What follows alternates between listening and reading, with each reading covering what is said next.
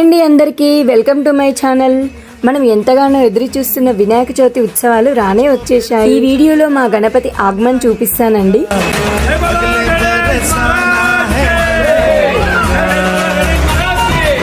మేము కూడా ప్రతి సంవత్సరం వినాయకుడి నవరాత్రుల ఉత్సవాలు చాలా ఘనంగా జరుపుకుంటామండి. భక్తి శ్రద్ధలతో ఈ 11 రోజులు రోజు ఒక ప్రోగ్రాం నిర్వహిస్తాము. అయితే మేము రోజు జరుపుకునే పూజలు ప్రోగ్రామ్స్ అన్నీ ఇప్పటి నుంచి మీతో షేర్ చేసుకుంటానండి.